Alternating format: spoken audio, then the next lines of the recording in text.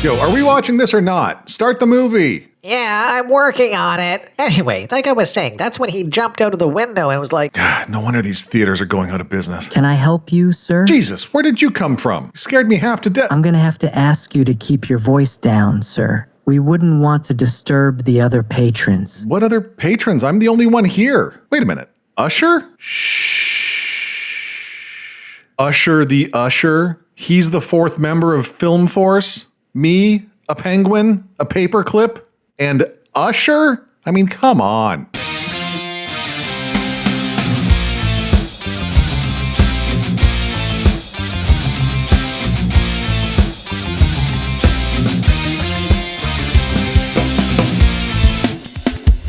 You know as well as I do that the Baravian government is not well-intentioned. I think that's almost certainly the case, but do I know that? No, I don't. Can we go on now? Yeah. Oh, hi there. My name is Prostetnic Vogon Jeffs. And in this video, I'm talking about Superman, the Man of Steel, the last son of Krypton, the Krypton Kid, the Smallville Surprise, the Metropolis Man of— Maybe I didn't make myself clear. I'm gonna need you to rein it in. Shh. Oh boy. Written and directed by James Gunn, and starring David Corenswet, Rachel Brosnahan, Nicholas Hoult, Eddie Gathegi, Nathan Fillion, Isabella Merced, and, well, a whole bunch of other people. Jeez, I can't wait until I have to do this for Avengers Doomsday. The whole video is just going to be a cast list. Anyway, Superman, for the infinitesimally small portion of the population who don't know, is based on the comic book character of the same name. It's an action-adventure fantasy about a godlike superhero who gets sent to Earth as a baby and becomes its protector. I'm here to help. This particular entry in the long list of live-action Superman movies is meant to be the first installment of a new DC universe. I guess James Gunn and the folks at Warner Brothers haven't gotten the message that everyone is sick of extended cinematic universes. Hey, here's a novel concept. How about we just focus on making one good movie at a time? I'm talking to you too, Marvel.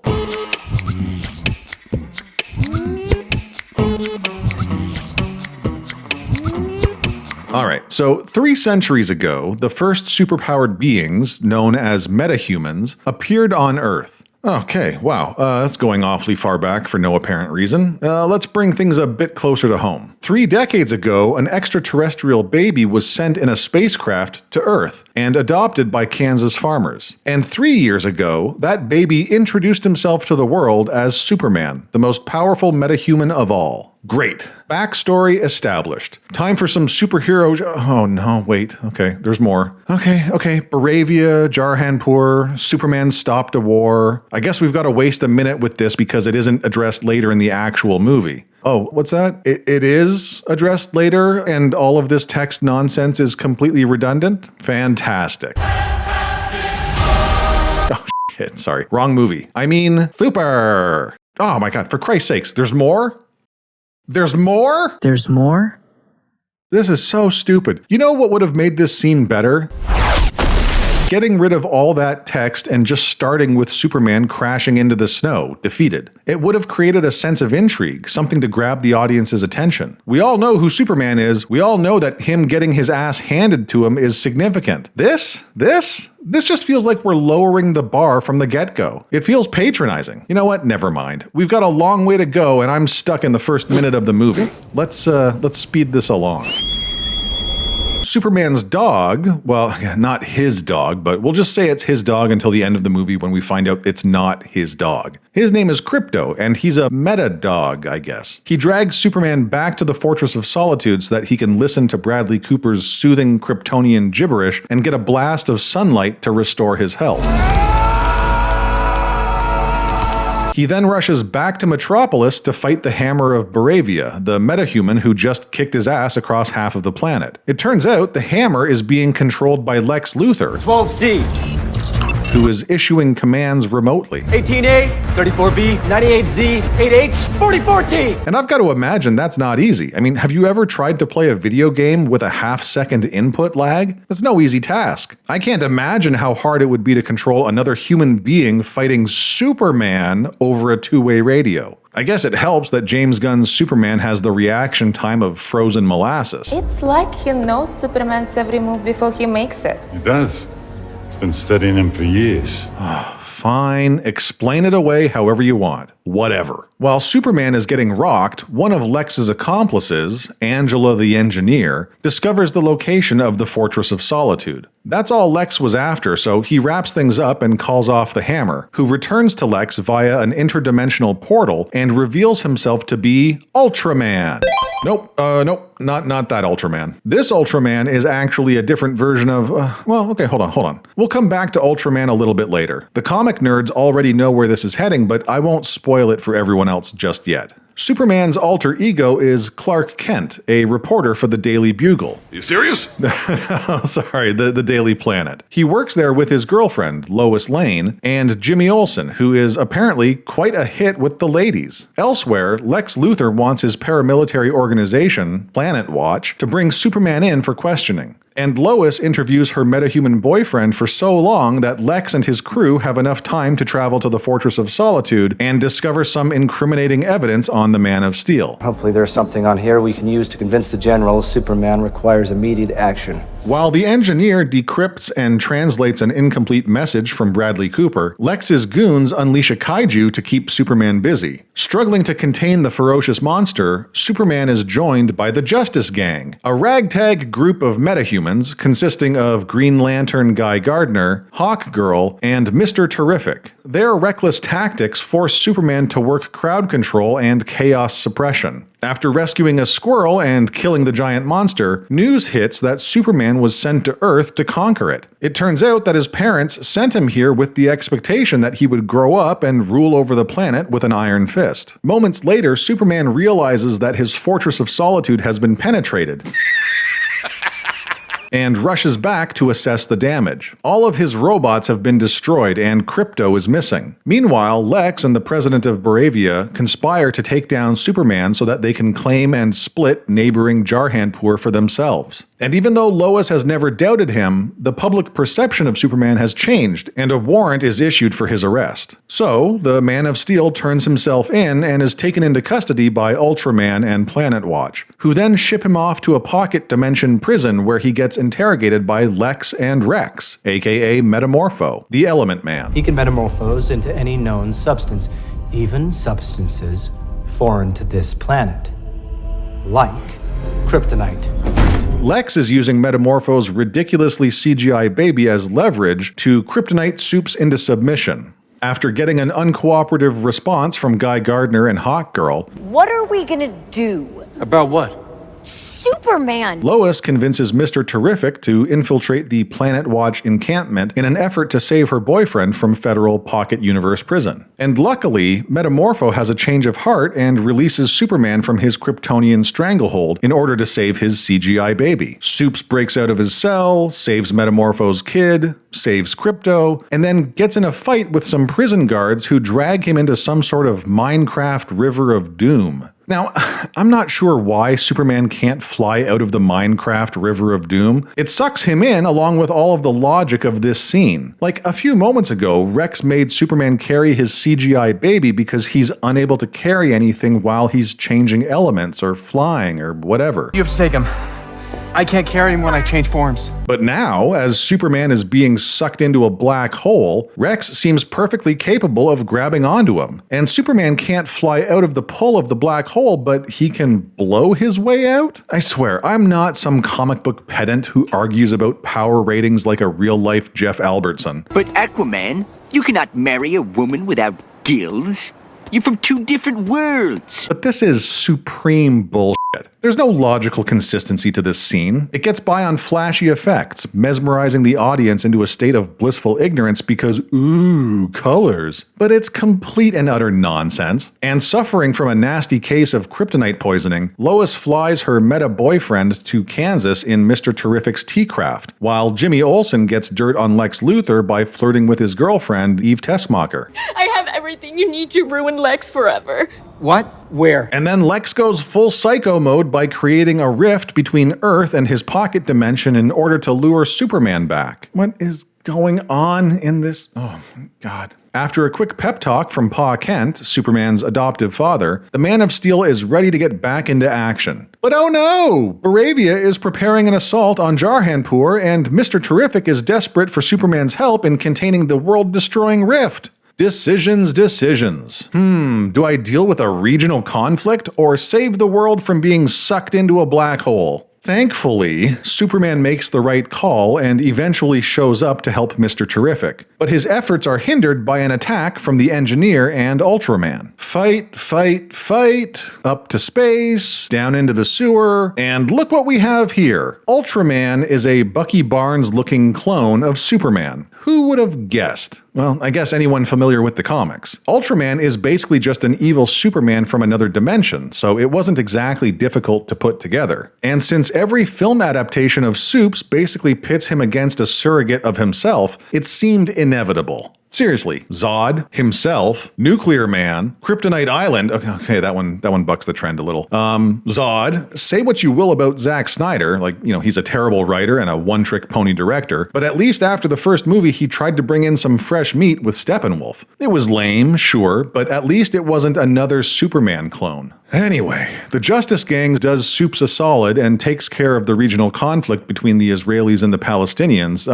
Oh, sorry. The two nations that have no real-world frame of reference. I'm sure there's absolutely zero symbolism going on here. None whatsoever. And after the movie made us sit through a 10-minute scene debating the morality of global intervention, Hawkgirl just swoops in and kills the Baravian president. I'm not like Superman.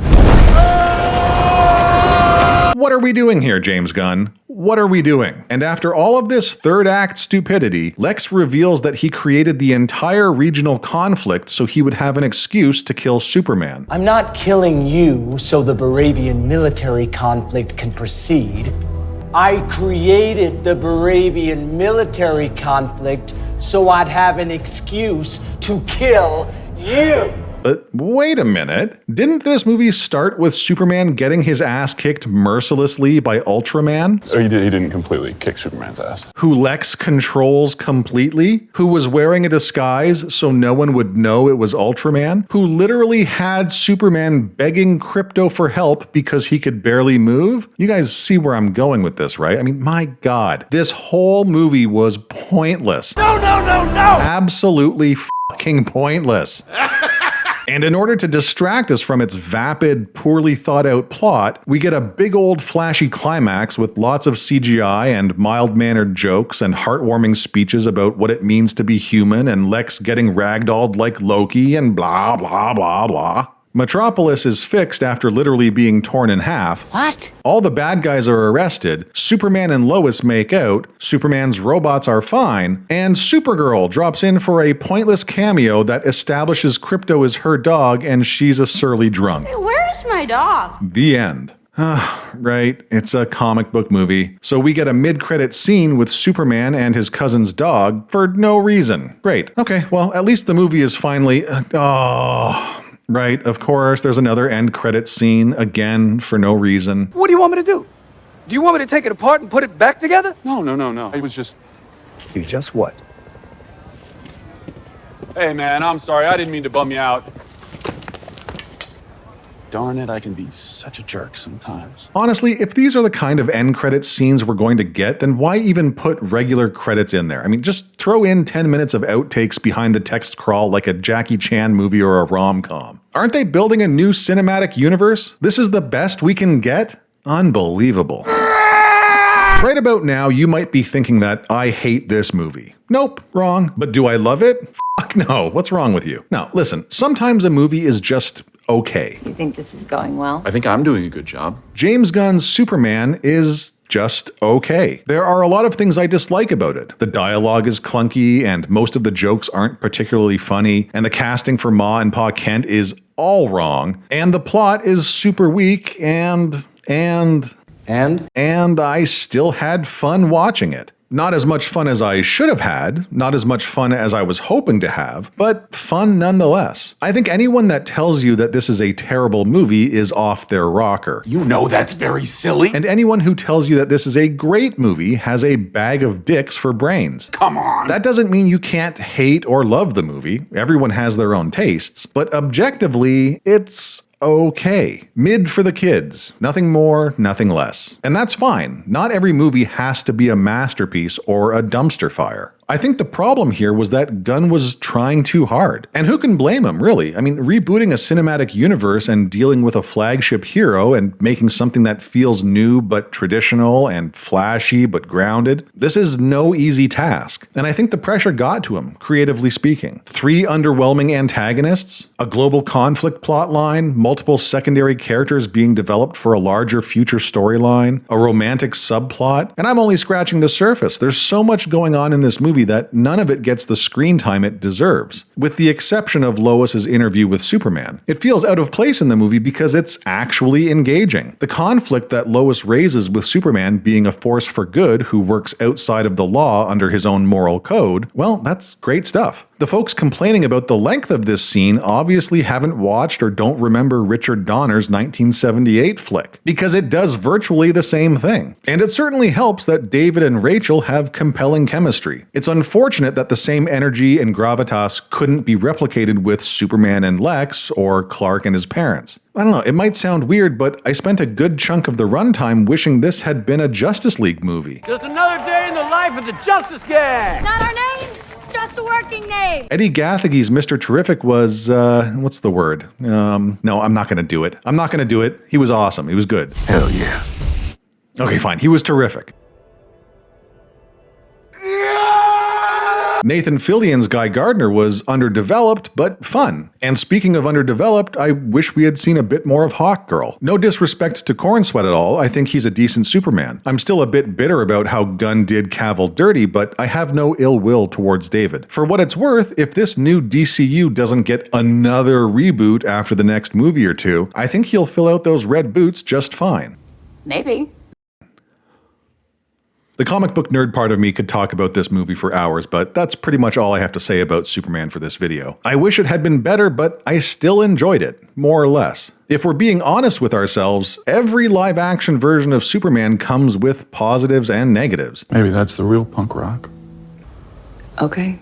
If you're looking for perfection, go check out the Fleischer Superman cartoons from the 40s. Otherwise, shut the f*** up. I do, however, have a message for James Gunn and every other writer or director fortunate enough to still have a job in Hollywood. Is that fortunate enough or unfortunate enough? Doesn't matter. The message is for anyone, really. Anyone making a movie or writing a story. It's a simple message, too. One that I hope you'll take seriously. Here it is. Enough with the fucking doppelgangers already. Give it a rest! There is nothing more boring than a protagonist going up against an antagonist with the exact same skill set or power set. I'm gonna shoot you with my laser eyes. I'm gonna respond by shooting you with my laser eyes. Hey, I'm super tough. Check out my muscles. Cool story, bro. Train those specs on my pecs. Boring. Oh, and using the same villain over and over and over again. You guessed it. Boring. Wonderful.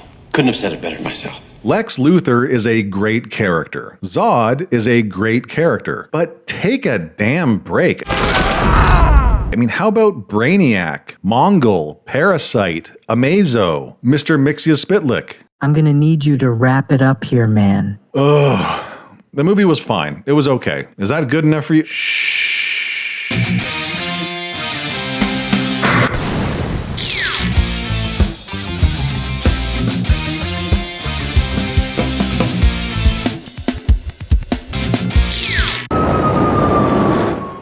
Oh, I've wasted my life.